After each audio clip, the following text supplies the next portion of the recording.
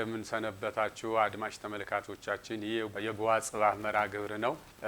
ባለፈው የስነ ፍጥረት መደምደሚያ የሰው ልጅ በሚለው መርሃ ግብር ያስተላለፍነው ትምህርት አለ። ዛሬ ደግሞ ስለ ሰው ልጅ ዕጣ ፈንታ የሰው ልጅ ከሌሎች እንስሳት ተለይቶ የተሰጠው ዕጣ ፈንታ አለ። ምንም እንኳ ሁሉም ፍጥረት በዚህ ዓለም መጥቶ በሞት ቢለይም የሰው ልጅ ግን ከሁሉ የተለየና የላቀ የደመቀ ፍጥረት ስለሆነ በከበረ ልደት ወደዚህ ዓለም ይመጣል።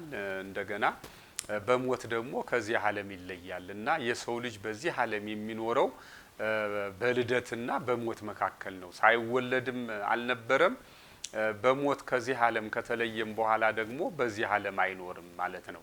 ስለዚህ የሰው ልጅ እንግዲህ ሳይወለድም ካልነበረ ከሞተም በኋላ በዚህ ዓለም ካልኖረ ይችን ዓለም ክፉ ስራ ሰርቶባት ለምን ያልፋል? ለምን መልካም ስራ አይሰራም?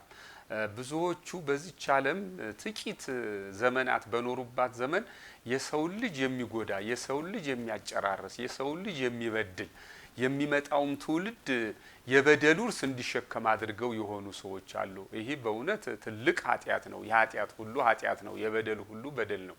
ነገር ግን በዚህ ትንሽ ኑረንባት በመናልፍ ዓለም በልደትና በሞታችን መካከል በመንኖርባት ዓለም ለምንድነው መልካም ማንሰራው? ስለዚህ መልካም መስራት ይጠበቅብናል።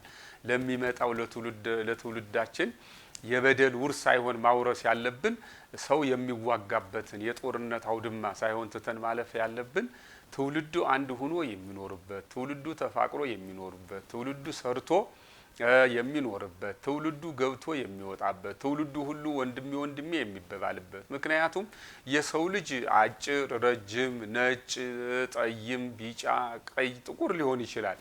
ነገር ግን ይሄ ልክ እንደምንድነው አንድ የታወቀ አርሶ አደር በቤቱ ውስጥ ነጭ በሬ፣ ጥቁር በሬ፣ ቀይ በሬ አለው። ስለዚህ በየቀለማቱ ሀብት ስላለው ሀብታም ይባላል። እግዚአብሔርም ሁሉ ይኖረው ዘንድ ጥቁሩ አለ፣ ነጩ አለ፣ ቀዩ አለ፣ መካከለኛው አለ። ይሄ የእግዚአብሔር ሀብታምነቱን ሁሉ ነገር በመለኮቱ ሙሉ መሆኑን ለማስረዳት ነውና ባካችሁ በዚህ ዓለም መጠን ትተናት ለምንሄድ ዓለም እንግዲህ ሳንወለድም አልነበርንም፣ ከተወለድንም በኋላ ደግሞ በሞት እንለያለንና ይችን ትንሽ ብቅ ብለን እልም የምንልባትን ጊዜያችንን መልካም ስራ ሰርተንባት እንለፍ።